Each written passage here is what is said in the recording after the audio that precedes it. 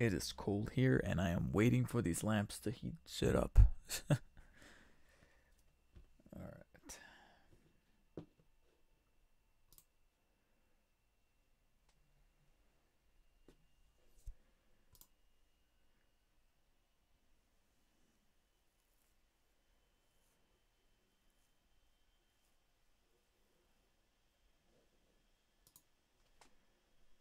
Okay, I'm just double checking to making sure the frame rate's good.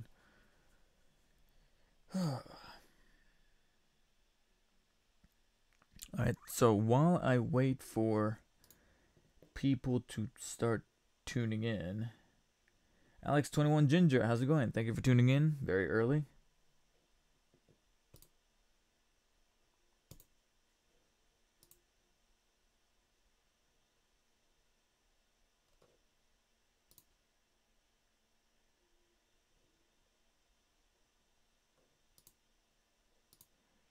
I wonder how many viewers I can actually get with this stream, because as you can tell from the title, we are going to be talking about Captain Marvel spoilers.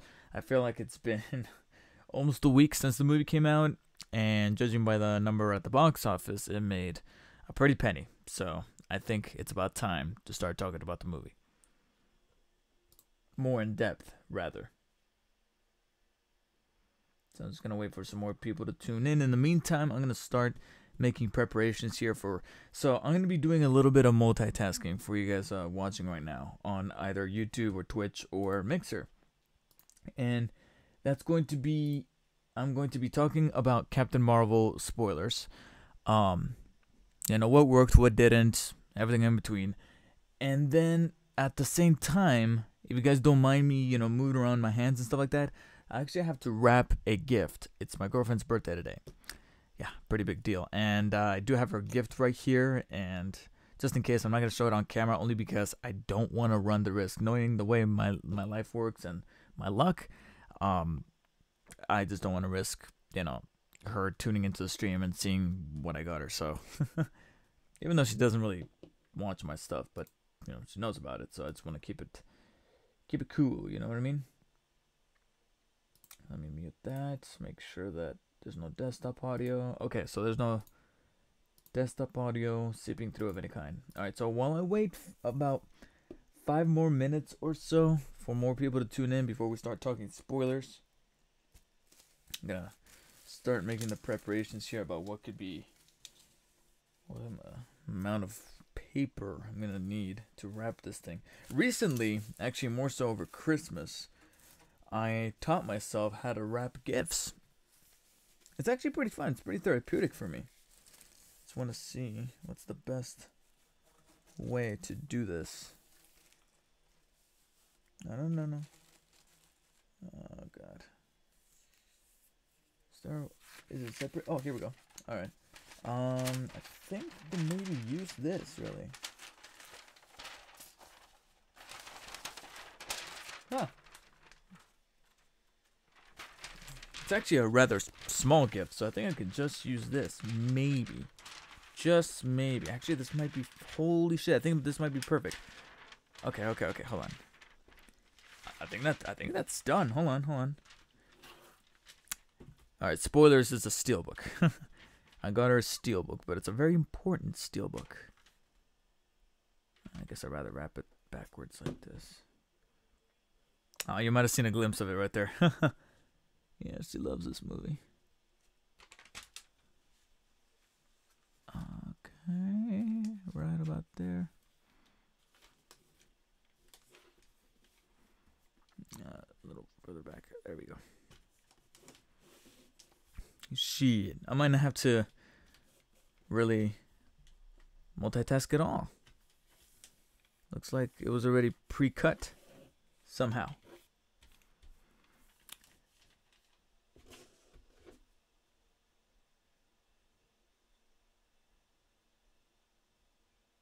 Cool. Dismiss that. Ooh. Yeah, thank God for the for me, you know, realizing that it's best to tweet going live, because then that you know, there's a greater chance of attracting more people to my stream that way. I don't know why I just didn't discover that a little earlier. Idiot. So for those of you tuning in, either on YouTube or Twitch, I'm waiting for a few more people to trickle in to start talking about Captain Marvel spoilers, since I feel like it's been long enough that the movie's been out. So it's like, okay, let's talk about the movie with spoilers and its full regalia and see how I truly feel about some of the twists and turns that it kind of took. But while I wait for some more people to tune in, I am actually wrapping a gift. Seeing that this works really well. Let me get my scissors. I don't know what that was. I'm sorry. So I guess I want to cut right about there. Yeah, that'll be fine. Although I don't like. Oh, you know what? Shit. Tape. I'm missing tape. Fuck. That's probably why. Looks a little iffy. Okay, so I'll be right back, guys. I'm just gonna go get some tape. Okay, just making sure of that, because I am a little bit on a timely schedule. So just know ahead of time that the stream is not gonna be short, but it's not gonna be long either. I'm banking on around an hour, maybe an hour and a half, maybe less. Head Health Productions, welcome to the stream, and welcome to everybody else who's watching also on Twitch. We got 3 viewers right now. I've only seen Captain Marvel once. I honestly, I've only seen it once. I wouldn't mind seeing it a second time, but not in theaters. I guess that's a good rating right there. That kind of gives you my overall opinion, without spoilers just yet. My overall opinion about Captain Marvel was that I liked it enough that I want to watch it a second time, but not in the theater. Not in the theater, primarily because like I would love to catch it on home video. Like if my parents were to Redbox it and they'll be watching it, I'll be like, oh, Captain Marvel, and sit down and watch it. But that's primarily the extent of it. Whereas Spider-Man Into the Spider-Verse, yeah, I feel terrible that I didn't watch it a second time in the theater. I do have my Steelbook pre-order though. I do. But that's a movie that I wish I could have seen a second time in theaters. The main reason why is because I was super busy. It came out in Christmas. I work at Best Buy. Yeah, shit gets crazy. So shit gets crazy the week leading up to Christmas. So I just did not have the time. And even after Christmas, we were still kind of busy because obviously all those people that we told that a certain computer wasn't going to be the right one would come back saying, yeah, you were right. Yeah. So now here we go, helping them out again. Retail. But yeah, I still love it because I still love talking about the stuff that I love, like technology, cameras, computers, games. So, all right, guys, I'll be right back. I completely forgot tape. I'll be right back. I'm gonna go grab some tape. Don't think I have any here, so I'll have to go grab some. I'll be right back. Oh shit.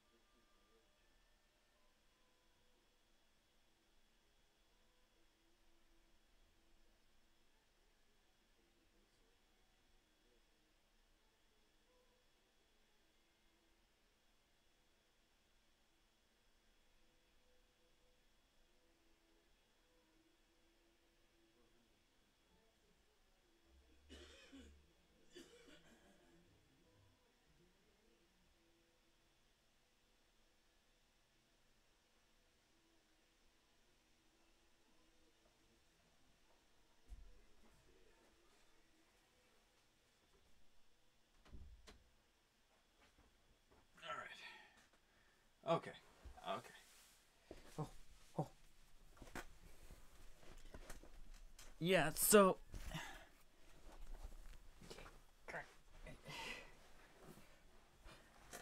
in case you guys can't tell, I have a very complicated setup. Jordan Wheeler, how's it going? Welcome to the stream. I'm surprised that people still tune in on Twitch after that. Got my shirt back, so now I'm back to being a little warm. Table. Alright. Okay. I got my tape. I need my tape here. So we're about to talk about Captain Marvel spoilers. In the meantime, just a reiteration of my review. Liked it an awful lot. I had fun with it. I did notice it did have its fair share of problems. But the best way I can describe it is that people were expecting another Phase 3 movie, where in reality, we did in fact end up with a Phase 1 film during a Phase 3 time. And that's just the nature of it. Would it have performed better critically if it was released in Phase 1? Yeah, hell yeah. And who knows, maybe you could argue that the quality in some respects would have been better, only because back when Iron Man came out, or those first couple of Marvel movies were being released, you know, the budgets and the amount of cross promotion amongst the movies, you know, in terms of Avengers and all that, was a bit more modest, in the sense that they didn't know that they were going to full on go with Avengers. And yeah, and that's another thing, is that it is a prequel, so technically it predates Iron Man. Like, during the time, I mean, literally when Captain Marvel came out, Captain Marvel takes place, Iron Man was busy getting arrested. And when I say Iron Man, I mean both the character, Tony Stark, because he was probably messing around doing what he shouldn't be doing, and then Iron Man himself, Robert Downey Jr. It was the peak of his troubling times in the 90s. But that's the whole point of this, of his story, is that it's never too late to redeem yourself. That was the point of Iron Man. That was the point of his story, becoming Iron Man, or becoming Tony Stark, and the whole thing. Alright, so yeah, I think I cut it right.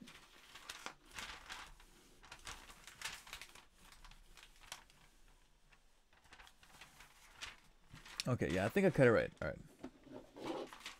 Alright, so let me cut some more.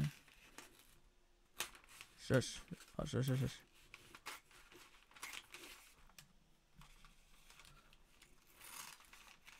Stop it. Okay. Get that out of there. Yes, I am doing arts and crafts. I'm actually trying to wrap a gift. Oh, man.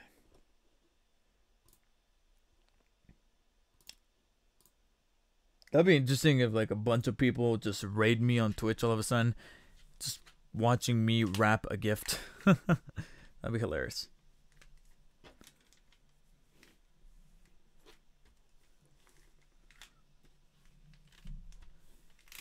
Okay, I think I still need to cut a little bit. It looks a little garish here in the corner. So I'm just waiting for some more people to tune in, and then I'm going to start the full-on Captain Marvel spoilers. Alright, so if you have not seen the movie, well, then I don't know why you clicked on the stream in the first place, because we're about to get into it. Oh, I hate how uneven this is.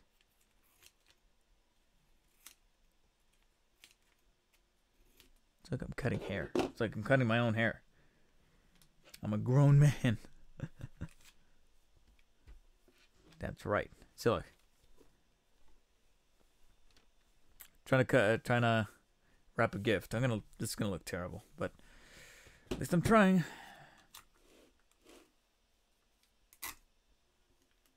I should title the video like Captain Marvel spoilers while I try to wrap a gift. Alright. I'll have it be like that. Now, from what I learned wrapping gifts is that the corners here need to be folded in, or the bottom parts, and then this also gets kind of like cornered out, if that makes any sense. It's a little trick that I discovered recently that I'm like, ah, that's how you do it. Okay. Oh, okay. So yeah. So these corners get kind of folded in. Yeah, like that. Okay. There you go. There you go. Got him. Kinda. Still has like a little bit of wobbliness to it. But oh well. I tried. Yeah. Then it goes into that. There you go. And then we fold up. Yeah, and that's as great as it's gonna get. Son of a bitch. Okay. Don't wrinkle. I'll fold it there. Yeah, there you go. Alright. So I just want to be able to tug on it tight. I always want to make sure that I tug on it tight. I guess we could let a little bit of wiggle room there. Bam. Cool. There's the bottom. It's actually looking rather nice. So now we do the other side. Like I said, watch, this whole shit blows up. I'm gonna relax a little bit. I'm cutting off the top of my head here. Here's the thing, Dave. This is a movie that is basically okay, but still better than Wonder Woman, but we still get haters somehow. I personally feel like it's on par with Wonder Woman. Like, both have different shares of problems, but like, for example, to me, one of the biggest problems with Wonder Woman were the villains. It had nothing to do with her. I liked her. I liked Steve Trevor. I liked the gang of soldiers she was with. The villains, however, there's literally a scene where they cackle like fucking Saturday morning cartoons. They're like, hee hee hee hee, like that. I'm like, Jesus Christ. Like, seriously? And then the ending fight is like, okay, well, it's a superhero ending fight. So we've always seen it. You know, I miss the days of the intimate final fight. A la Spider-Man. The original Sam Raimi Spider-Man, where it wasn't... Sure, there was the bridge scene that was high above, but the actual final battle between Green Goblin and Spidey is inside of a abandoned building. And it's knuckle to knuckle. It's nothing else. There's hardly ever any CGI in that final scene. Or the final fight, rather. You know, maybe the explosion that you see there at the end, but... Or that you see with the pumpkin bomb, but other than that... It's, like I said, it's a choreographed fight, and I miss those type of fights. Oh, God, I have a fucked up corner here. Oh, God.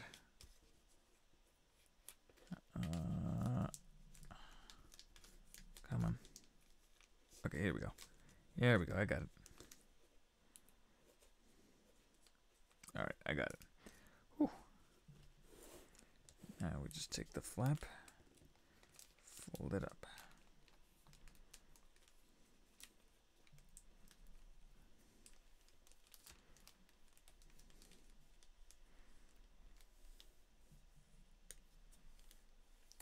Bro, you're wrapping a very early Christmas present.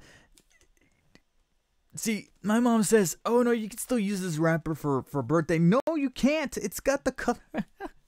But it's all she has. And honest to God, that's all she has. She only has holiday wrapping. She only has... My girlfriend's going to laugh her ass off at this. But I have no other type of wrapping here. And no way of getting one short notice, because her birthday's literally... Her birthday's today. And, the whole get together, I actually have to leave in the next hour and 15 minutes, hour and 20 minutes, because I'm actually responsible to go get the cake.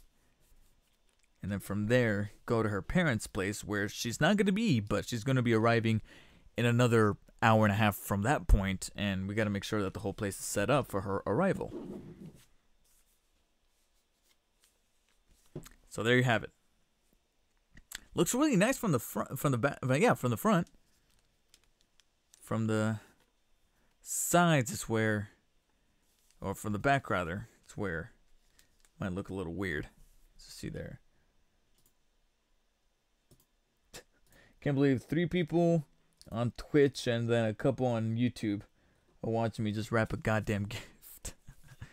But hey, look at that. You can kind of guess what it is. Yeah. Maybe I could just trim a little bit off this little part right here that's just dangling. Yeah, there you go. Gotta work with what I got. Oh, you know what? Let's cut this part too.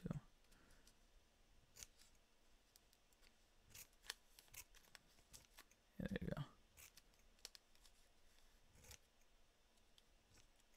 So concentrated. Great, now I got a bunch of shavings on my table here. Alright, there you go. I was expecting this to take a lot longer, but thankfully there was already a pre-cut part in there that I was able to just take out and use that. So that was pretty neat. Well, that's sweet.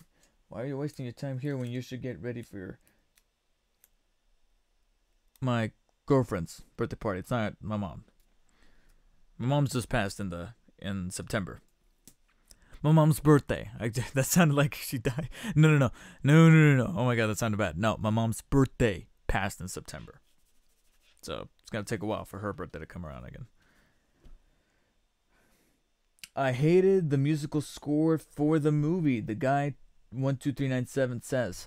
I didn't hate it, but it was pretty forgettable. It was just another generic Marvel. That's the one thing that Marvel has not been able to improve. They improved upon their villains, which comes from a storytelling or screenwriting perspective. So I guess out of all the things that you should work on, that should probably be taken more priority.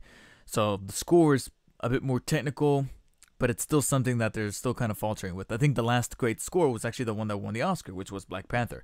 Actually, I think the last great score was Black Panther solo, for a solo film, for a solo like individual theme. I don't want to count Infinity War, because that already has a reoccurring theme that's been there since the first Avengers. You know, it's Alan Silvestri coming back and redoing the themes while including a couple of things here and there of bringing the sense of dread of how dire that movie ended up being by the end. So I don't really count. I don't really count Infinity War for the last great score, even though it is a great score. It's just that I'm talking about the last solo score, and Black Panther I think was it. I'm super glad that guy won the Oscar, but I think he should have either been nominated or damn right won for Creed. I think Creed is a much more superior score. His score for Creed is awesome. I can listen to it for the longest time.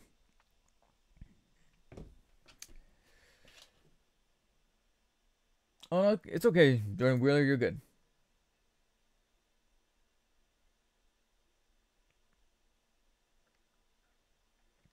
You never seen it as a musical? Well, no. He's talking about the score, about the actual musical soundtrack, like the orchestral soundtrack. Let's make a 90s movie theme, and let's put music that from the 90s boring. I remember somebody commenting saying that it was kind of trying hard to emulate James Horner from the 90s, or like Independence Day. Which also, speaking of Independence Day, I like how they took some inspirations from Independence Day. The scene where they're fighting the Kree and they're going through the canyons. I guess we can now use this way of segueing into the spoilers for Captain Marvel. So, if you have not seen Captain... You know what? I should probably put the camera up a little higher, because I feel like it's cutting my head off. Okay, so 3 people watching on YouTube currently.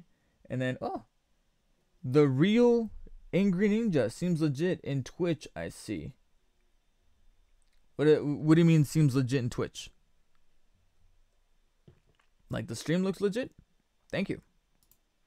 Much appreciated. So 3 people on Twitch, 3 people on YouTube. If you guys are watching right now and you clicked on the video, you know that I am about to break down Captain Marvel spoilers for just a little while.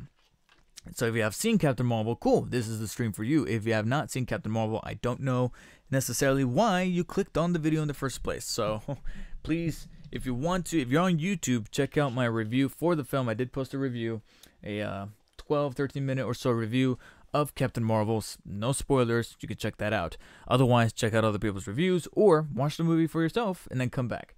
Because this stream is still going to be, the chat is quiet. I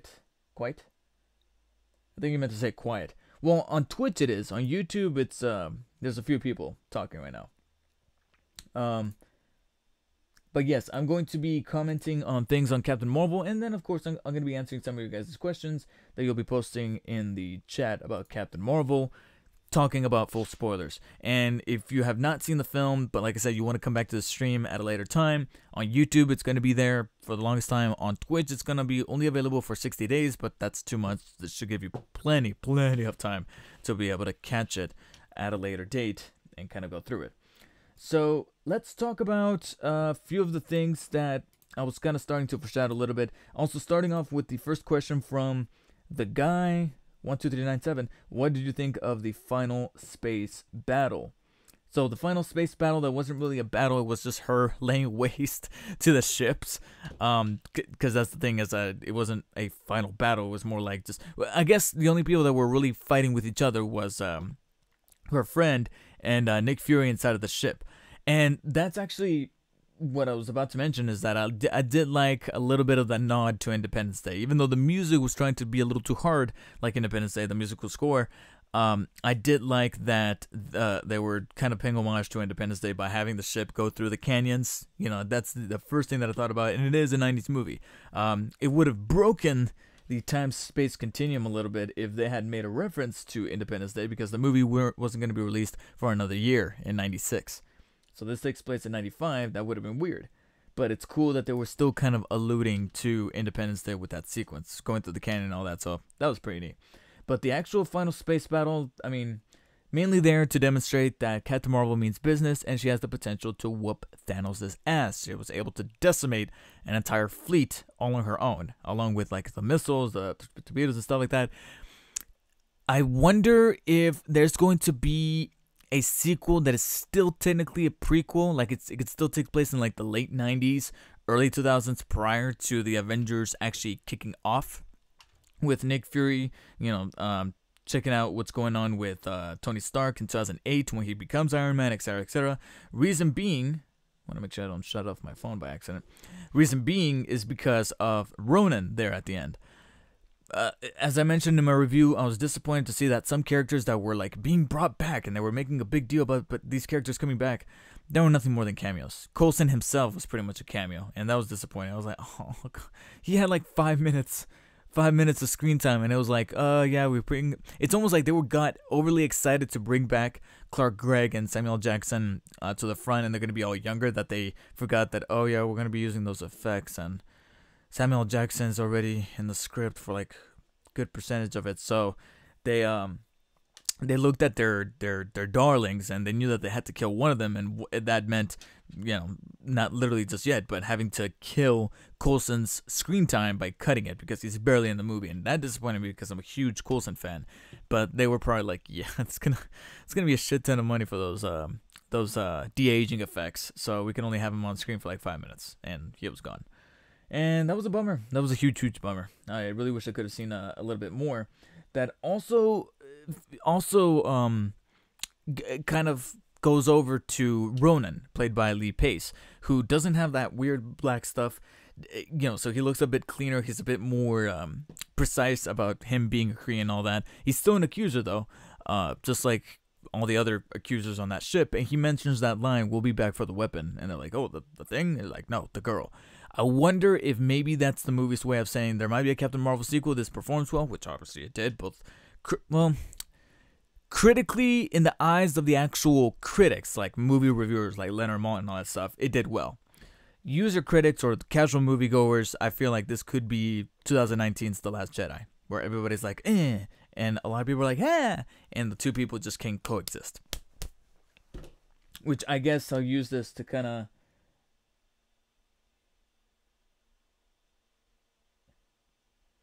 Just in case, I'm going to hide that comment. The guy, it's not offensive, but it's actually more confusing than anything else. I don't get it. I sincerely don't get the comment.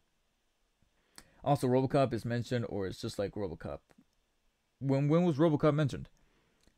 Ronan was basically mauled in the MCU. Yeah, I still want to know kind of what the origin was behind his, like, that black stuff on his face. Maybe the sequel? If the sequel, again, still ends up being a prequel type of film, because it'll still take place in like the late 90s or early 2000s. So after she gets a good chunk of that whole that whole Skrull endeavor, which I'll talk about in a bit. How did you feel about Fury losing his eye from Goose? He left weird without black. He felt weird without the black makeup. I didn't think. Oh, you're talking about Ronan. I didn't think he felt weird. I mean, it looked strange at first, but that was the whole purpose because it's supposed to be a prequel. So there's got to be a purpose for why he doesn't have that stuff. That's got to be like some kind of scarring or some kind of maybe indoctrination, and that's probably where they have the potential to kind of extrapolate a sequel from. Where now Captain Marvel goes toe to toe with Ronan. He's obviously he's still going to be alive, but he's going to be all messed up, and that's what's going to lead to his inclusion or his involvement in Guardians of the Galaxy as that main villain. And who knows, maybe this gives them an opportunity to flesh him out as a villain, so that when we do watch Guardians of the Galaxy again, we'll be like, oh, that's why he's pissed off. That's why he hardly says anything. That'd be nice. And how he meets Nebula, or how he meets Thanos. That'd be neat. There's some opportunities there. There's some legit opportunities. Now, I guess let's talk about what could be considered a big. This is definitely going to be another thing that's polarizing, even for people who love the movie. It's a very polarizing topic. It's one that has developed an awful lot of social commentary about this kind of issue that is talked about an awful lot. That's very important to be talked about and debated, and it's essential for human species to kind of talk about this so that we know exactly what's going on and what needs to be addressed. Nick Fury lost his eye to a cat. Yeah. So yeah, we're not gonna get political here, to be honest. Let's leave that alone. Let's talk about the movie. Let's talk about what happens in the movie. All right. In all seriousness, Nick Fury losing his eye. So within the moments, within the context of watching the film from an entertainment standpoint, yeah, it was entertaining and funny that they played that as a joke. That all this badassery, all this foreshadowment for Nick Fury losing his eye was all just a facade, especially with that ending joke of Coulson being like, "Is it true that you lost your eye because you didn't want to give out the information?" And he's just like, "I'm not allowed to say it," but it was just a fucking cat. Now, to the people who say, "Really, a cat scratched your eye and you lost your whole eye because of that?" Keep in mind, this is not any regular cat. He's not even a cat to begin with. It's a Flerken, I think it's the name. A Flerken. I think it's their way to kind of deviate around the word fucking. They want to say what the fuck, but they want to be cute and say what the flirk. Anyways, so Goose the cat is a Flerken. The Flerken is apparently maybe a shapeshifter. I gotta be honest, an alien cat. A Flerken. Yeah, so let me see if I can take a look at this comic origin. Here we go. Marvel database powered by Wikipedia. Okay, so from the comics, Flerkens still look like cats, or alien creatures resembling cats. So it's not really a disguise, it's just a coincidence that they just happen to look like cats here on Earth. Maybe stemming from the same DNA when the Big Bang happened, etc., etc. Captain Marvel's pet cat Chewie, which I think is later named Goose, was a Flerken. But she was unaware of that fact. She came to learn this years after having Chewie, so a little bit of difference from the film itself, in a space adventure during which Chewie laid eggs. Flerken resemble Earth cats in appearance and behavior. They can lay up 117 eggs and possess a myriad of tentacles that can extend from their mouths. Their bodies also hold pocket realities, bubbles of space and time that exist into other worlds. I don't think the Russos would go with this, but I'll be damned if they make fucking Goose the cat swallow Thanos. Or the Infinity Gauntlets, or whatever it is with whatever the next MacGuffin is. Pocket dimensions. Tentacle protrusion. Yeah, that's enough internet for one day. Basically Kirby. I think you're talking about Kirby, yeah. Basically Kirby. Yeah. RoboCop did the Finding Yourself type movie. Oh, okay. That Captain Marvel is basically that RoboCop. No, Captain Marvel, as much as I like the movie, Captain Marvel's Green Lantern. I know. No, yeah, Captain Marvel is basically Green Lantern, except good. And when I say good, I'm talking about the movie. I'm not talking about Captain Marvel. I mean, I'm not talking about Green Lantern as a comic, entity. No, I'm still waiting to see a good Green Lantern film. Just right there with a lot of people. Idris Elba, Jon Stewart, do it. Come on, it's right there. It's easy. It's easy. It's made up for you. Yeah. So Nick Fury losing his eye. I mean, I'm not going to lose sleep over it, but there's a part of me that kind of wishes that they had gone with the serious route. I think I kind of alluded to this in the review, where I do wish that there would have been a very strong backstory to that instead of a throwaway joke. Like I said, while watching the film, it was entertaining. But when it comes to having an effect at the MCU and then going back to those lines, like in Winter Soldier, when he says, "Last time I trusted someone, I lost an eye." Sure, he could be fronting, like he always does. He could be fronting, he could be lying, he could be putting up appearances. But there was I remember watching Winter Soldier, and when, Steve was starting to get a little full of himself, quite honestly. Fury laying him down with that line saying, "Last time I trusted someone, I lost an eye." It had weight. The weight is gone now. It's kind of like, it's not that bad. It's not that bad, but it kind of reminds me of when the prequels came out for Star Wars, and certain things later you look at it and go, what? Like when they brought up midichlorians, and that's the whole basis behind the Force. I mean, come on, how many of us rolled our eyes going, you gotta be fucking kidding me? This kind of reminds me of that, which that also stems over to one of my issues with Captain Marvel, is that it does have an awful lot of that prequelitis going on, where, like, for example, Fury losing his eye in this movie, in terms of affecting the plot, didn't have to be there. It didn't have to be there. They could have easily just trimmed that out. Yeah, so, and like I said, still left, open to interpretation as to how he lost his eye. In fact, I feel like maybe it might have been much more interesting to not know how he lost his eye, and that would have been much more interesting. It's like when they try to over-explain Michael Myers, not knowing what his backstory is what makes him terrifying. Therefore, the prequels in Star Wars. Let's explain over 3 movies what makes Darth Vader tick. I don't think we needed that. We didn't. Kirby is fun. I recently got the NES. The NES Classic? No, Kirby is a bitch. You know why? Because he's the one character. I remember watching a few Let's Plays, especially from the guys over at Kinda Funny. There's this guy on that site, on that commentary, that Let's Play series. His name's Nick Scarpino. He's my favorite of the bunch, and he always plays as Kirby. Well, one of his go-tos, one of his mains in Smash Brothers is Kirby, and the reason why is because he does that troll move where he sucks up somebody, and instead of getting their powers and spitting them back out or just shooting them back out with damage, he sucks them up and then he kamikazes off the stage with them. So he kills himself and he kills the other person, and it's the worst. It's the worst thing, but it's hilarious to watch. So it's the worst thing to play with him, but it's hilarious to watch him do that to other people. I also thought Doctor Strange was Green Lantern. Kinda. Well, kinda, except, he wasn't... he felt... to me, Doctor Strange felt much more proactive.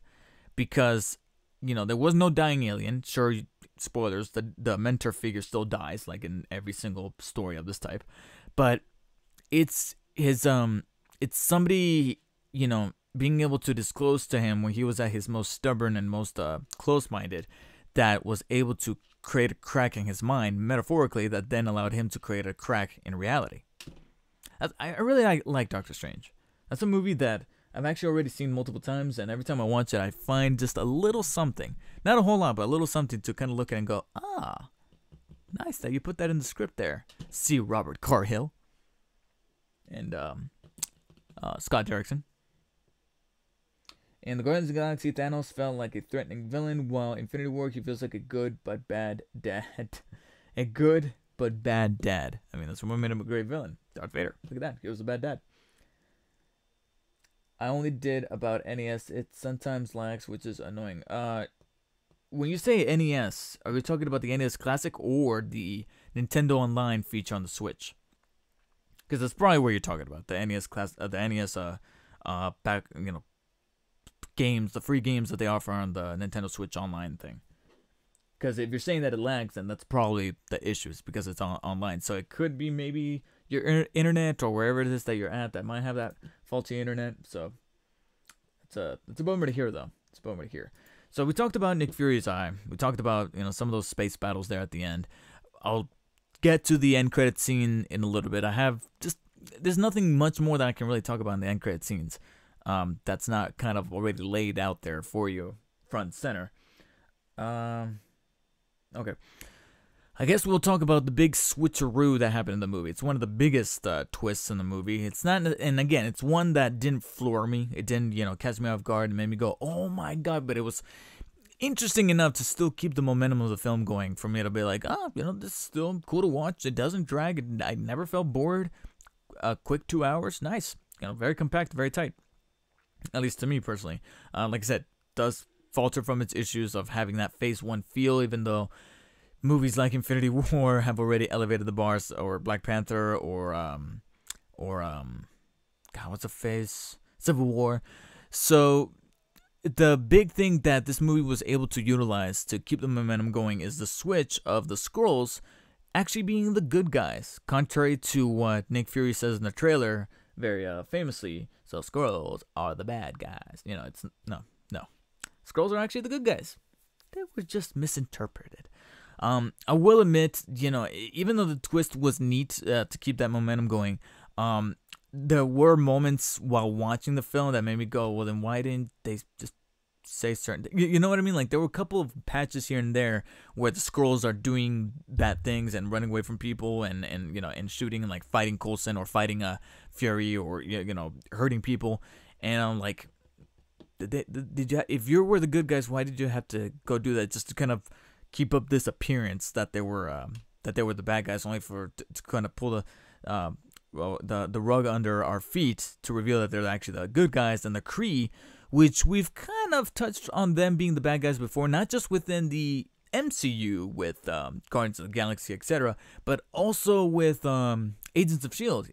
over on the television department. The Kree are actually the bad guys in Agents of S.H.I.E.L.D. There's a couple of Kree characters that are made to be this like big hulking masses of destruction, and then of course there's the implication that spoilers for Agents of S.H.I.E.L.D. If you have not watched Agents of S.H.I.E.L.D. and you're planning on binging it or watching it, especially with the 6th season coming up very soon, I believe this summer actually, so stay tuned for my impressions on that possibly, even though by then I might be done with the reviews, but I'll put a pin on that. Yeah, the Kree are also bad there, where it's implied that because of Coulson's rejuvenation process with Kree blood being brought back from the dead after the events of the Avengers, the first Avengers, he starts to do crazy shit. That's why when Coulson and Captain Marvel are in the files room and he's like, yeah, she was a bit cuckoo, and she shows her the little writings on that piece of paper, I immediately recognize, even though I can't read it, I recognize the actual dialect and the symbols of those things, because I'm like, over 25 years later, Coulson will be writing those exact glyphs and marks up on walls, staying up all night doing them. At the end of season 1, I believe, is when he starts doing that. And that's because of the Kree blood that was put in him to bring him back. So I did like the connection there. I like that. Kevin Feige was still able to acknowledge that Agents of S.H.I.E.L.D. is still a thing. So that was satisfying to me, especially knowing that Coulson is in fact in this movie. And then I guess while we're at it, let's talk about the one Kree that was kind of good, knowing that, okay, this is all bullshit, which was Mar-Vell herself, who I did not know this going into the film, but apparently some people did, that her gender was actually switched. Mar-Vell's originally a dude alien, and she was switched over to Annette Bening's character in this movie. Liked her inclusion in the film, but she is, like I said, she was essentially that mentor figure that has to die in order for our hero to take off, figuratively and literally. And then this also segues, before I get back to the Skrulls being the good guys, which I kind of liked to, subvert expectations of the Skrulls, but it does raise the question that some people had. I saw some articles touch upon this. Can a Secret Invasion movie still happen? Because in the comic line of things, the Skrulls are still the bad guys, and the Skrulls were still an interesting concept, because this could lead to the possibilities that because of their shifting stuff, they can impersonate a fucking Avenger. Now, granted, I don't know if they're gonna have like their exact powers because they can mimic appearance. I just don't know if they can mimic their powers and stuff like that. I doubt it. But actually, yeah, that's probably why. Yeah, you know what? No, they can mimic the powers. That leads me to the scene where the poor dude, the poor scroll was left behind as a diversion for Yonrog, played by Jude Law, to shoot up. And if he hadn't gotten her powers, he would have been able to stop that. So because he took it in the head, in the chest.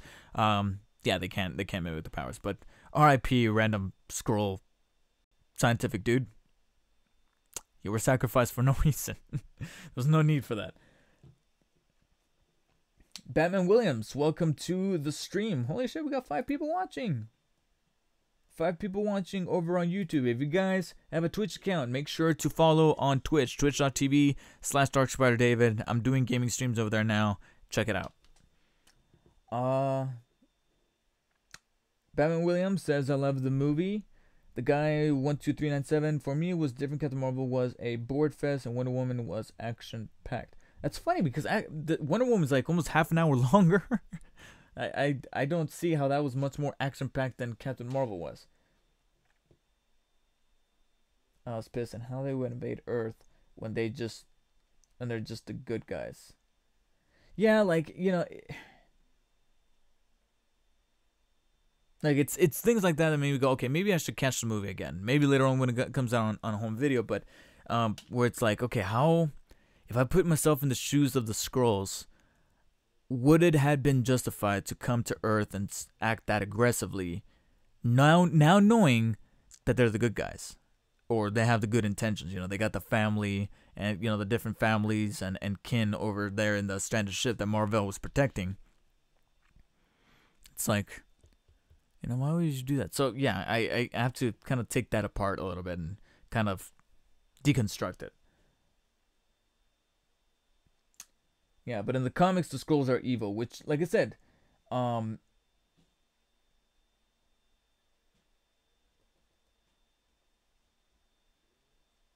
shit, Avishkar Chaudhary. I mentioned it earlier. A cat. Goddamn cat.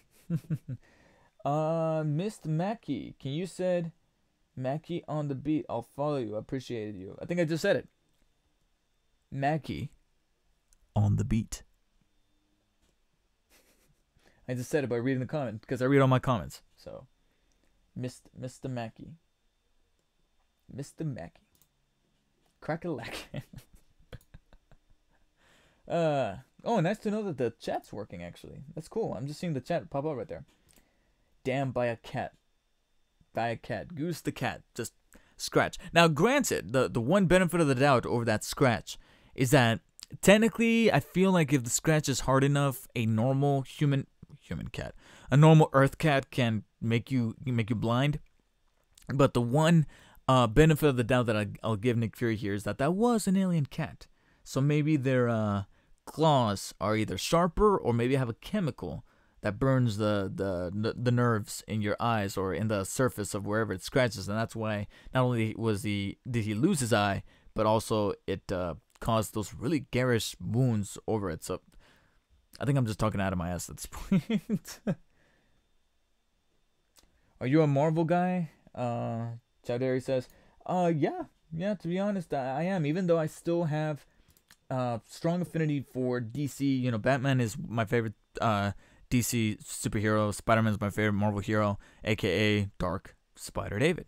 Spider for Spider-Man, Dark for Dark Knight, Batman. So I want both to succeed, and I want both to try to one-up each other because that leads to competition, and competition leads to better products for us, the consumers. And I'm talking about the comics, I'm talking about these properties that we love, I'm talking about gaming. It all works out for everybody. They make money, we get cool stuff.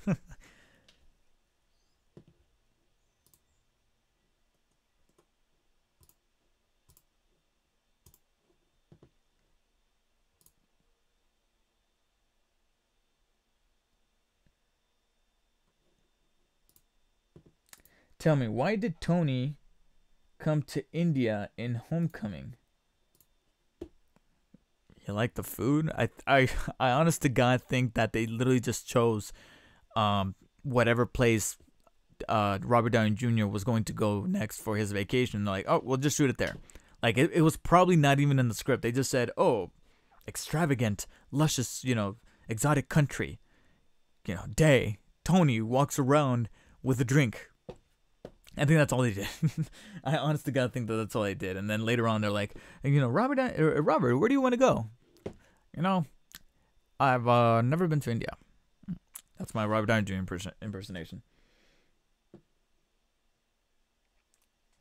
It would have been better if a blaster would injure his eye. I did like how they were fucking with us a little bit by having him get hit in the eye or like something. Oh, in the car accident where he hit his eye and he had the thing, which was the shot that we would see in the trailer an awful lot of him having a cold pack up against his eye, and people were like, oh, he's got a thing up against his eye. And then later he takes it off and they ask him, how's your eye? He's like, it's fine for now. It's like, you assholes. You assholes, you went ahead and did that. Can't believe you went ahead and did that.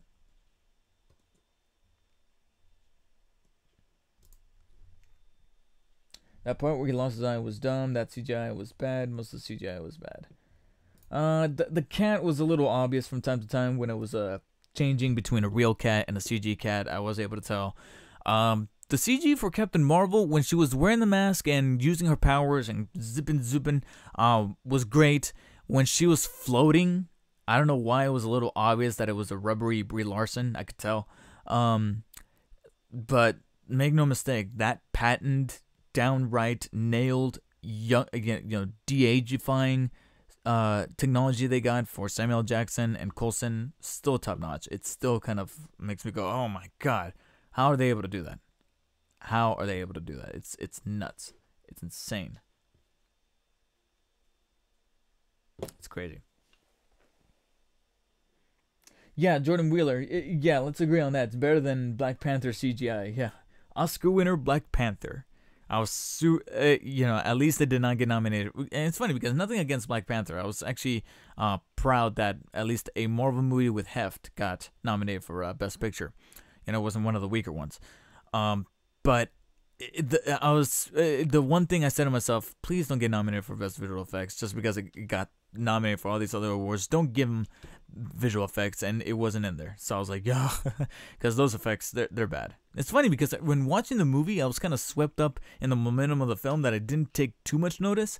And then later on, when it came out on home video and people were uploading the clips, somebody posted the fight, and I watched that ending fight between Killmonger and T'Challa, and I watched it. I was like, oh, gee, why don't I remember this? That looks awful. It looks like a PS2 game.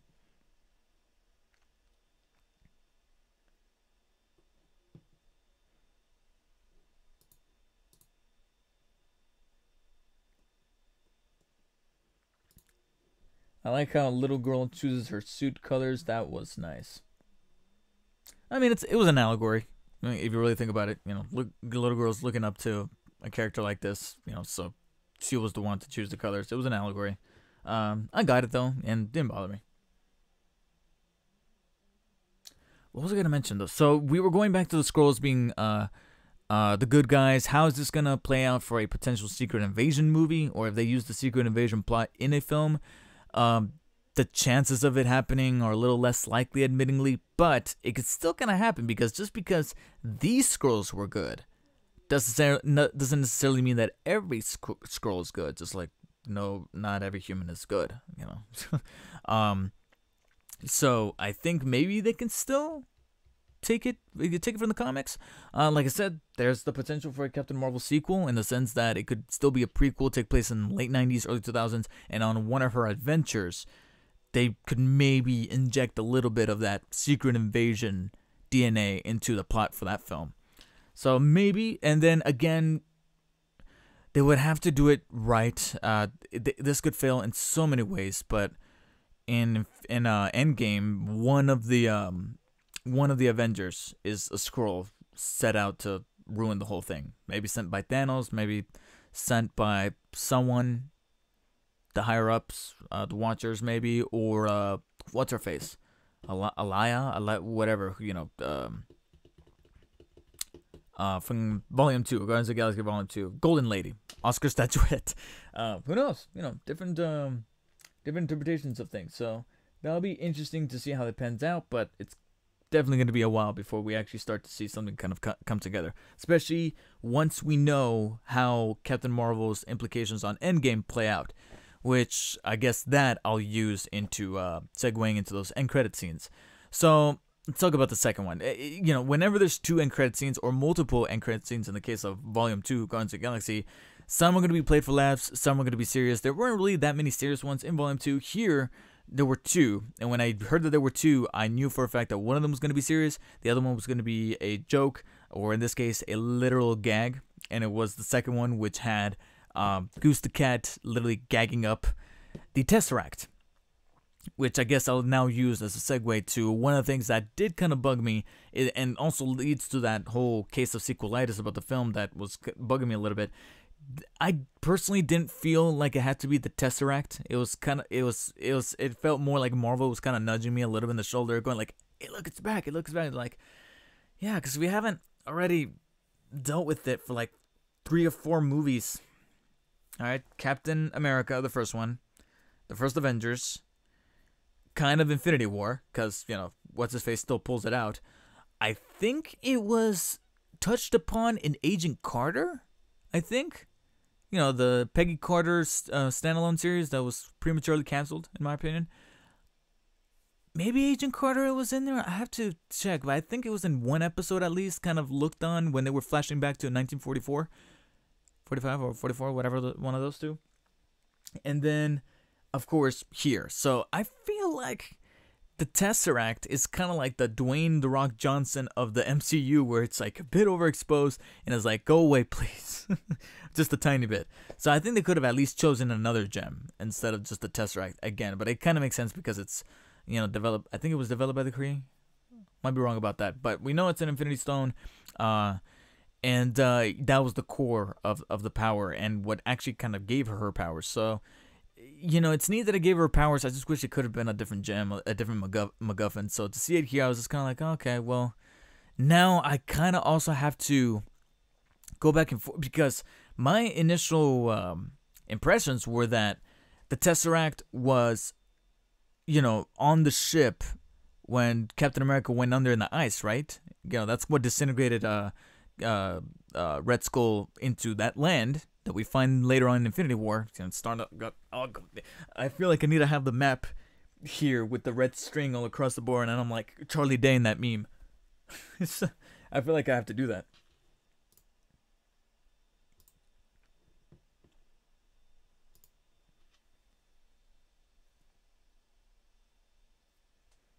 I mean, at this point, the Skrulls in the MCU is minorities.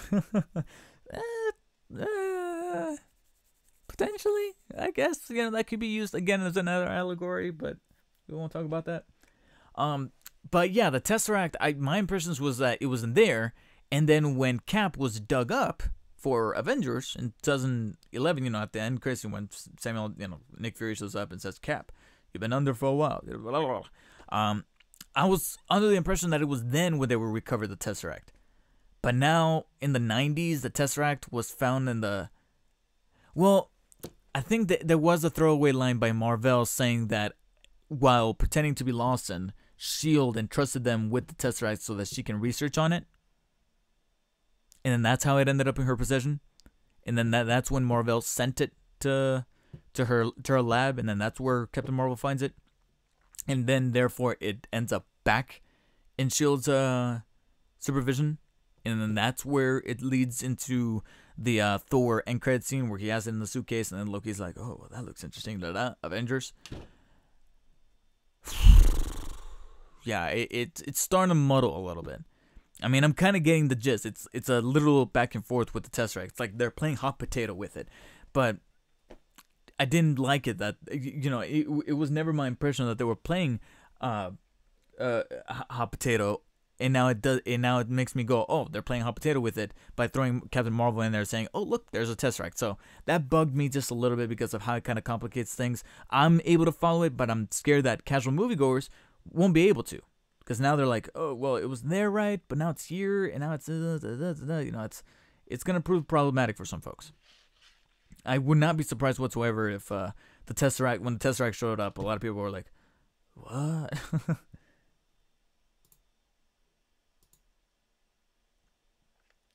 Real quick question from the guy 12397. Did you like Batman Ninja? Never watched it. To be completely honest, I have not seen it. I still have not seen it. I wouldn't mind catching it, but I don't know.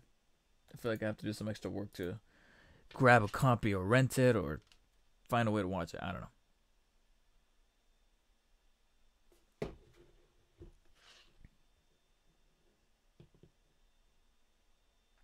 They did say that the Russo brothers will downplay Captain Marvel a little bit in Endgame, but I feel like Hawkeye or her will kill Thanos or the Cosmic Cube, aka the Tesseract. Again, get that Tesseract out of there. I'm tired of it. Plus, it's not even a Tesseract anymore. It's an Infinity Stone.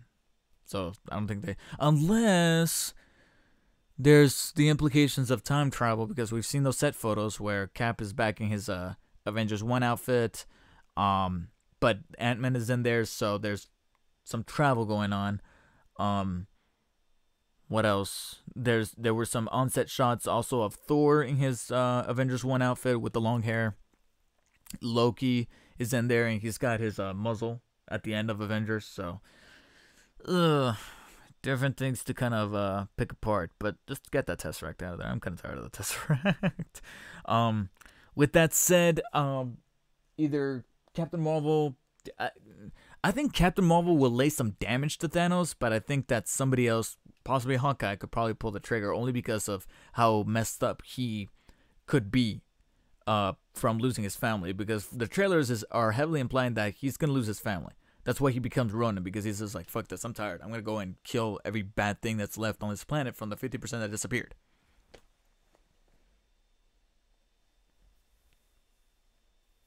Now I feel like the camera's a little too high. There's too much headspace.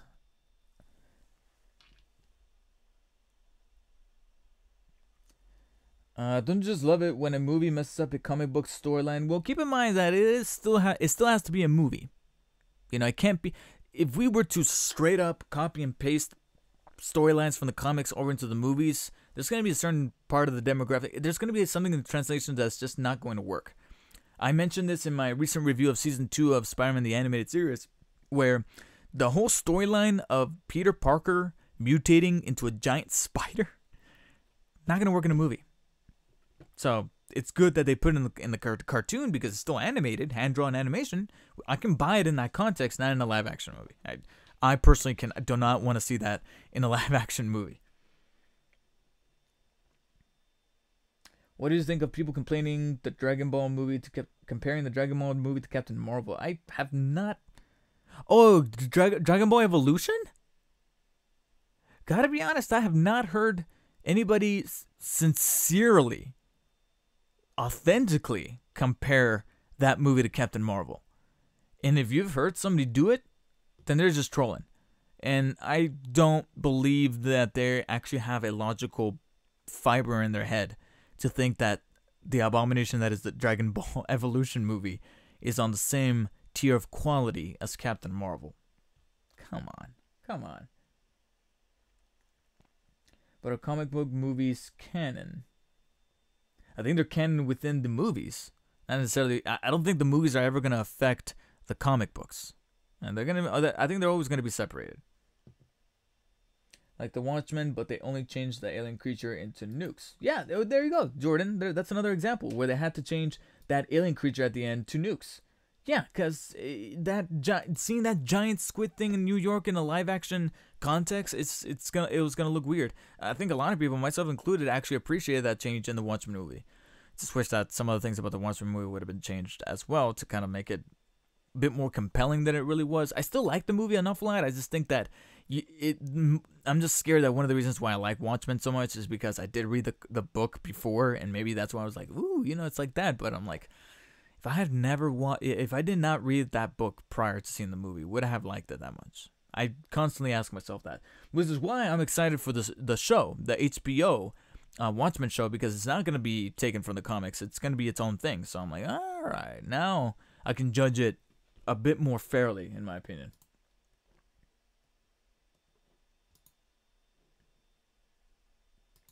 People say that because Piccolo and the Skrulls look this. Okay, I will admit I think the Skrulls looked a bit more like Green Goblin than they did the Piccolo, but I can see that. I can kind of see that.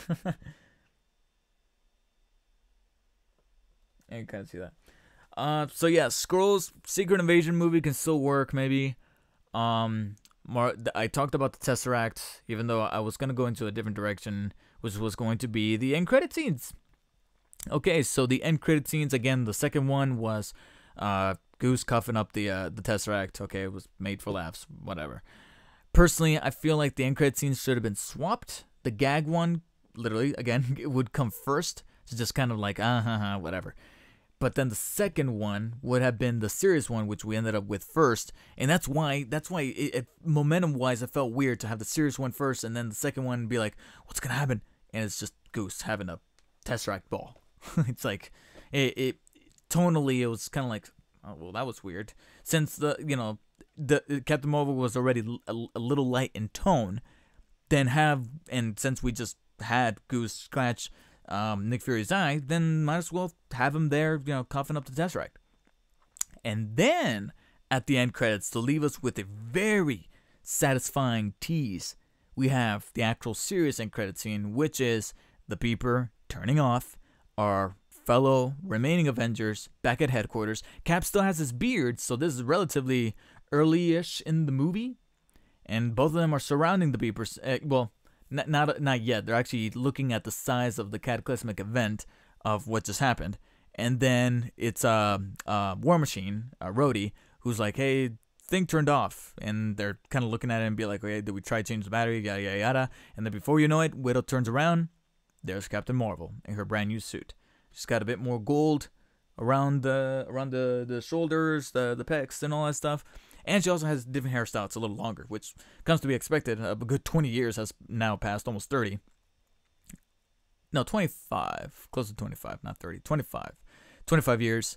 And her first question is, where's Fury? Because that's her only connection to Earth, or her only mainstay connection, her only partner on Earth, Fury. So obviously she's going to want to know, what's up? He beat me. Was an emergency only thing? Do it. Of course, so many people online right now on Twitter, Facebook, whatever, have already chronically beaten this thing to death. Why didn't Fury call Captain Marvel a whole lot earlier? Because there have been much more potentially Earth decimating events prior. I think that my devil's advocate to that would be that this is one that he was actually able to witness himself. He actually saw some people disintegrating. It wasn't like things were just crashing and people were crashing, and like at first glance it might have been like the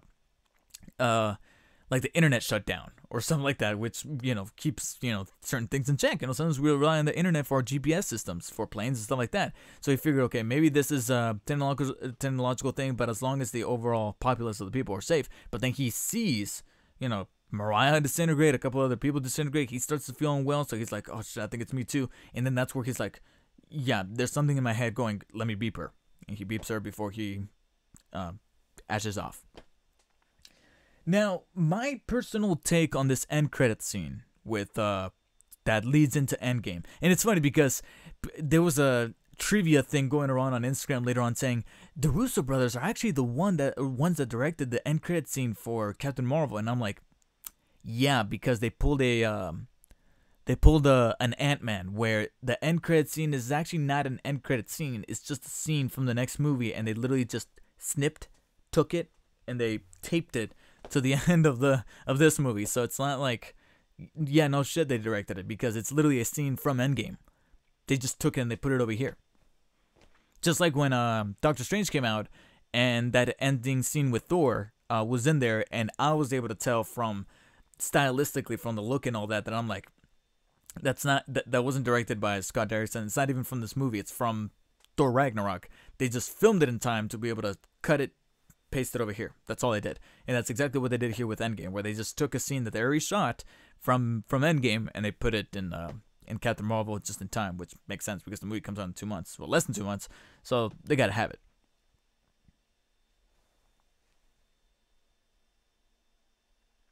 I love the movie, even though I never read the comics. We could do that. Definitely love a movie, even though you're never. I'm hardly ever a comic reader. I've read some comics, but I'm not a huge reader. But I still love a good chunk of the movies. Still love Civil War, etc., Infinity War. I never read Infinity Gauntlet, but I love Infinity War. Imagine if M. Night directed Captain Marvel, and the plot twists he would put. And it's bad enough since the movie already has the twist about the Skrulls being the good guys. I'll probably say that the Skrulls. What would be an M. Night twist to put in Captain Marvel?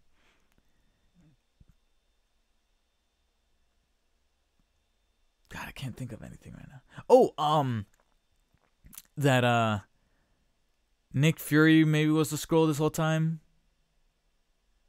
Up until Avengers, not just in Captain Marvel, but up until the whole MCU. I don't know.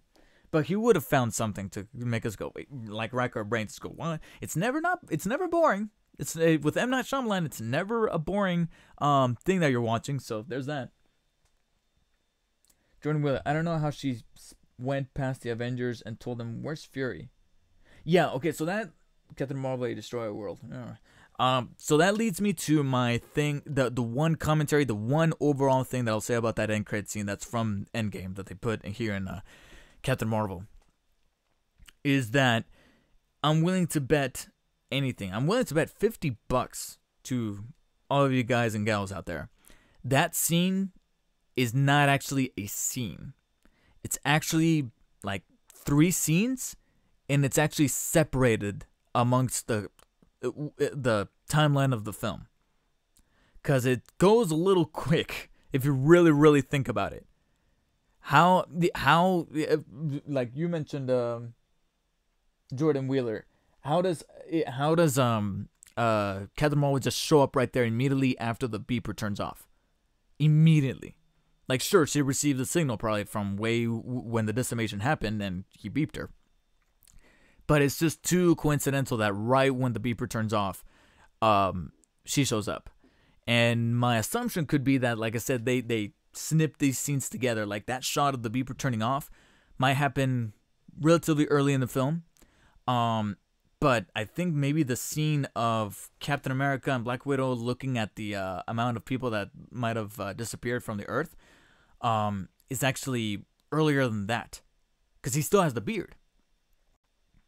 And sure, he still has the beard when they're looking at the beeper and then Widow turns around. But I don't know, there's just something about the rushiness of the shots of the beeper turning off, of them looking at the amount of people that disappeared or died, and then Rhodey showing up being like, hey, that thing turned off, and then right away Captain Marvel's there.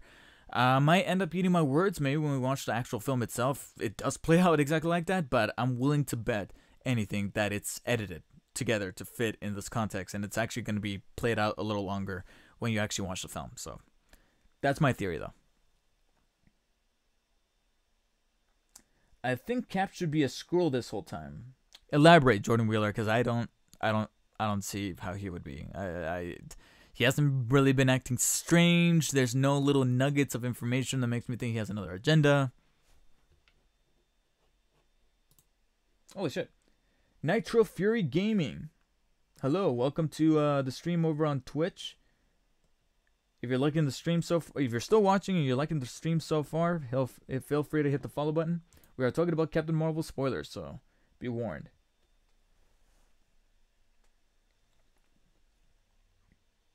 Captain America and his beard best friends. Yeah, I mean, he's now in the beard club with Thor. I mean, even Thor commented on it. Oh, you stole my look. Any other things about Captain Marvel that I might have missed? Because I think I talked about all the big ones.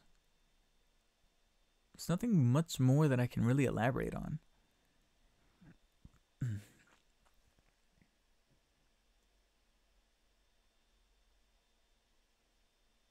Yeah, I'm trying to think of what else I could talk about, but that's really about it.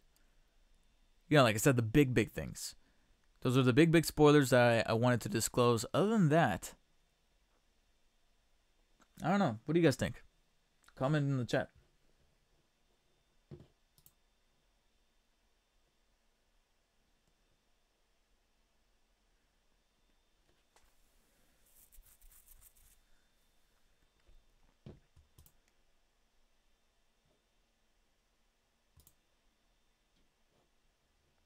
Meanwhile, let me respond to a text real fast.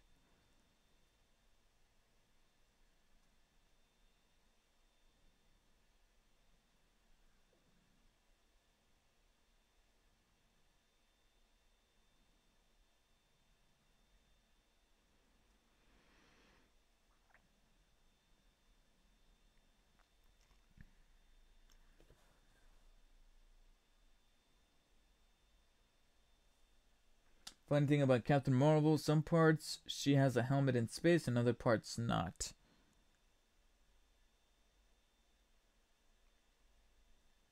Well,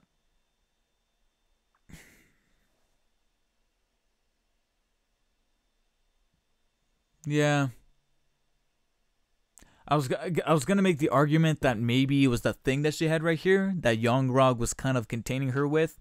Allegory, metaphor. A man was keeping her down, and then she breaks free. I mean, I like it. You know, it's funny because some people have made the argument that it was a little on the nose. I didn't think it was on the. I'm gonna go middle ground. I didn't think it was on the nose of the female empowerment thing.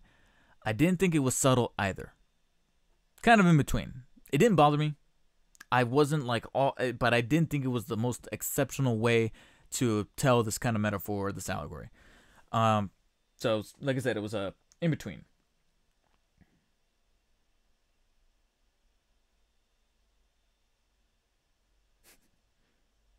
I'll go ahead and show that. I mean, I get your frustration, even though I didn't even notice that. Jordan Wheeler, you hate that Hellboy's Doom hand was switched to his left? I didn't even notice that it was like, yeah, all right, weird. But I was gonna make the argument or the defense that the reason why that at the end there she's not really wearing the helmet anymore is because she can now use all of her power, and being at 100% power, she's able to, like Shaggy, she's able to breathe in space.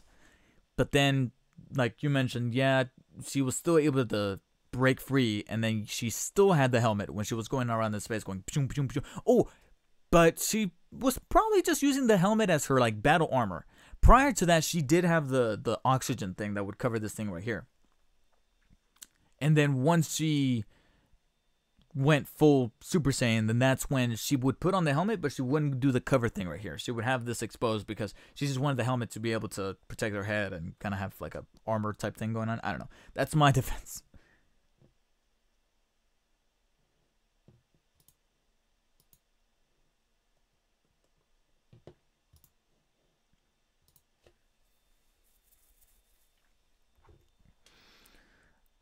Okay, guys, post your comments, whatever it is that you want me to respond to in the chat ASAP, because it is about that time that we are going to start heading out of here. I have to leave in like the next 20 minutes or so. 25 minutes, so I have to start getting ready. As you can see, my hair is a fucking hot mess, so I have to start making that out. And also I need to start packing some stuff up and making sure that everything is according to plan, because it is my girlfriend's birthday today, so gotta make sure I get that right cake. Gotta make sure that all things are in order, so today goes swimmingly.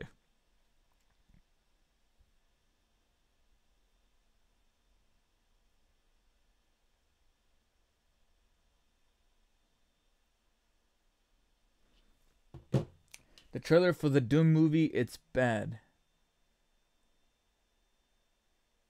Well, then why did you say Hellboy? Because I know that there's apparently a Doom movie coming out, but it's like animated or it's something else unrelated to what we know Doom as right now, from the which I beat last night. Doom. And yes, I switched the cover because the original cover is right there on the inside, which is normally on the outside with the PS4 strip right there. But when you open the game, on the inside of the cover is actually going to be this reversible cover that's arguably much more badass. Look at that. And then you have the back that kind of continues that, which is actually the cover they went with for the Switch version. And yeah, when I saw that you can actually switch it, no pun intended, here for the PS4 case, I was like, yeah, I'm going to put this on. Yeah. So there you go. I beat it last night. Really, really fun, really awesome, really stressful game. Really surprised to see that some outlets gave this thing like a 7 or like a low 8, and I'm like, really? And some of those ratings, they were kind of weird because they were judging the game a lot on the multiplayer and the other modes besides the single player, and I'm like, are you guys, what's wrong with you? You guys are a little multiplayer centric in that review, where I was like, I don't think you guys are getting it. How did you feel about her Yeezys, her teammates? I didn't like how the team was basically a tip up top of our noses that they're evil and they'd be hiding secrets from her. I thought her team were expendable. I mean, with the exception of the one guy you know is going to be alright, even though he's going to be modified, which is Jumong Hoseo's character. I can't remember. Korath? I think his name was Korath, but another little character that they were like bringing back from Guardians of the Galaxy, and again, he was just kind of in the background, so I was like, oh, paycheck. What do you think about Sony buying Take-Two? They're buying Take-Two? I didn't read that in the news. I haven't seen anything like that.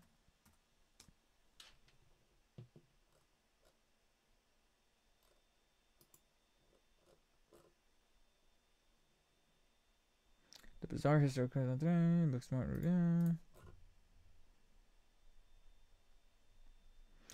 I completely forgot that Dumbo is coming out at the end of this year. Like, everybody's... I feel... Yeah. You know what? Disney, you're cannibalizing yourself. They're starting to cannibalize themselves. They got 4 live-action remakes. One of them is kind of a sequel, so it's not really a remake, but it's a sequel-ish type remake to A Beloved Tale. But 4 of those goddamn movies this year. The one that nobody's talking about, it's barely getting any kind of, exposure or marketing, and I'm like, oh yeah, it comes out at the end of this month. Dumbo. Because I remember seeing a trailer and it says, in theaters March, and I'm like, wait, how come I haven't, I remember watching that first trailer way back when, but I haven't seen anything since. And it's still coming out. It hasn't been delayed, it hasn't been pushed, so I was like, damn. But yeah, Dumbo, the one that everybody's talking about right now, Aladdin, Lion King, which I think is later on this summer, like in July or something, I'll have to check. And then the one that was actually going to come out, I think in 2020, but apparently they filmed it already, and they're so kind of sort of ahead of schedule that they're like, yeah, fuck it, push it up to fall, I think, of this year. The Maleficent sequel, Maleficent something, Mistress of Evil, I think it's called, or something like that. But basically the Maleficent sequel, and that's the one I mentioned. Is it's mainly a sequel, but it's kind of a sequel to what was a live-action remake of Sleeping Beauty, but from the perspective of Maleficent, the villain. So yeah, they're cannibalizing themselves. They're releasing too many of these that I'm just like, you're making me kind of not care by releasing too many of these things, personally speaking.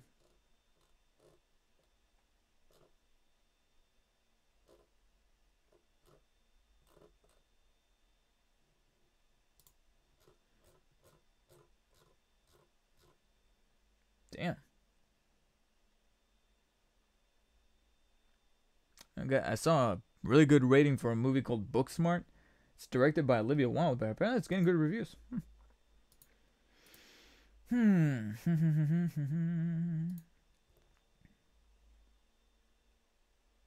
Yeah, the Just a Girl song, it's a perfect song for Captain Marvel. I just think that they put it in, and edited it into a weird place in the film.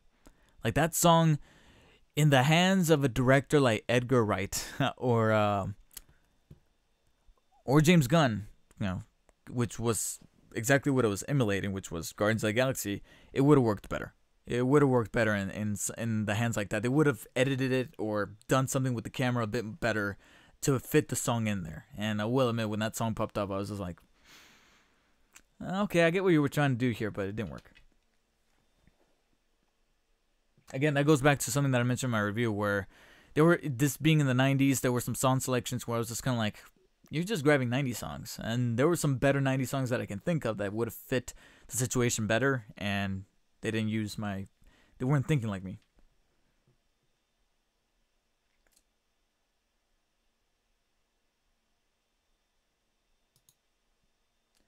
Yeah, I don't feel as strongly, but there's a part of me that feels a little sleazy knowing how many of these live-action remakes are coming out, where it's like, and it's for movies that are already making millions every time they bring those animated versions out of the vault to re-release them in Blu-ray or recently 4K. That it's like, oh, why don't you take the movies that nobody really talks about and remake those? Everybody universally, including me, and who knows, maybe I'll make it myself. Maybe I'll direct it myself. I'll try to cook up a script and maybe pitch it to Disney and be like, hey, check this out. I think we could do it. Atlantis, Atlantis,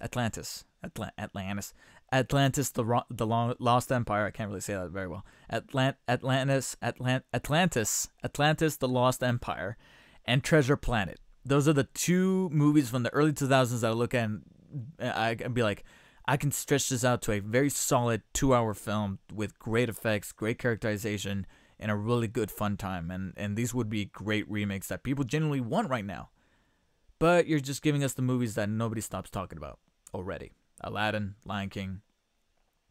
Eventually, I think we are getting a Little Mermaid, I believe. Yeah.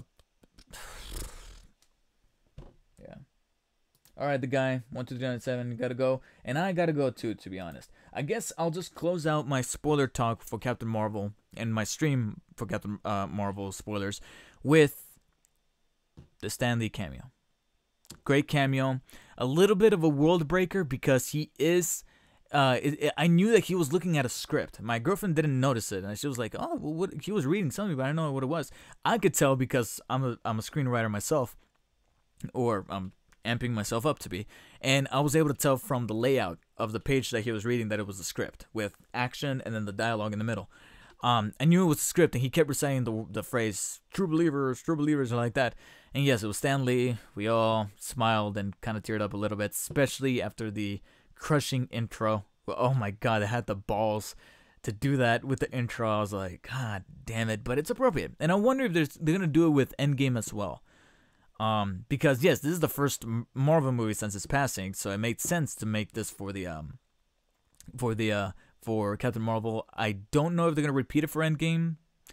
And also something that me and my girlfriend kind of talked about, and I can definitely see this, is if this Stan Lee intro is going to be in the home media version of Captain Marvel when it comes out later on DVD, Blu-ray, and 4K, because the movie theater, this movie theater cut of Captain Marvel is in the theaters. It's eventually going to go away, so you can keep that Stan Lee intro in there. With the home media one, that one's kind of forever because now people can buy it and own it for as long as they want. So I don't know if you would want. I don't know if it's going to be very topical, but also a little bit of a tribute. It would be kind of mean.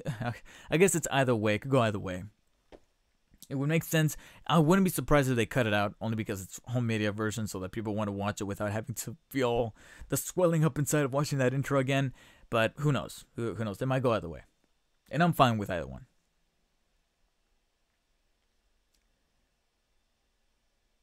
Oh yeah, I believe there's going to be a Lilo and Stitch live action. It's funny because part of me thinks that maybe that could work, but at the same time, the way Stitch is designed is just so animated that seeing it could be like the Pokemon right now in Detective Pikachu. We're seeing them live action. You're gonna be like, that looks weird.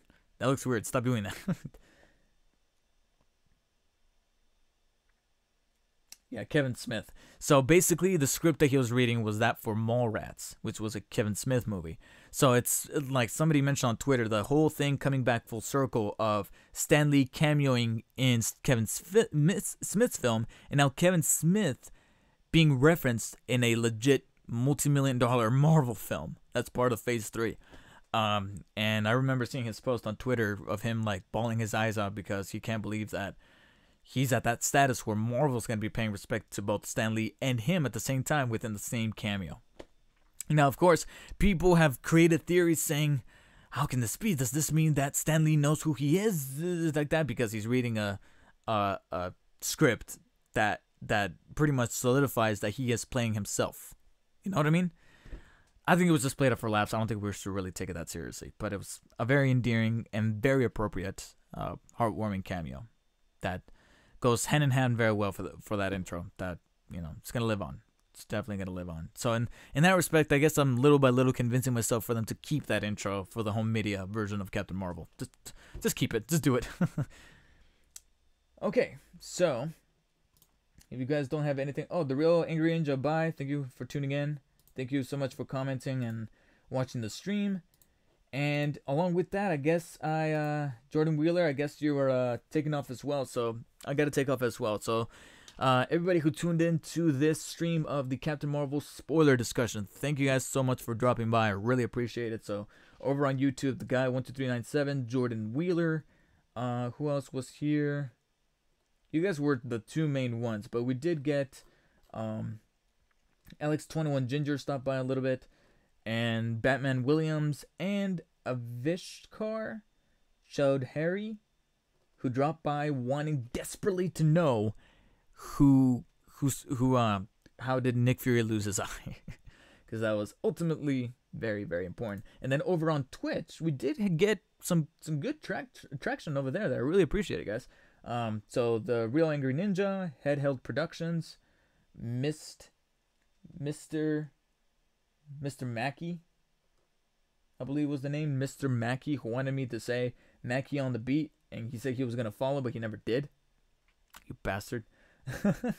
Nitro Fury Gaming, for all of you guys who commented and also watched on Twitch who didn't comment, thank you guys for tuning in, much appreciated. And I don't know if anybody tuned in on Mixer, but thank you to whoever did. So that about does it. Make sure you like and share the stream. This is technically a spoiler talk, so you can still catch it on repeat. It's not meant to just be a singular stream for anybody who watched it live. It could also be played back for those of you who have still not seen Captain Marvel and are hoping to catch it soon. And hopefully you guys will be watching this again on repeat.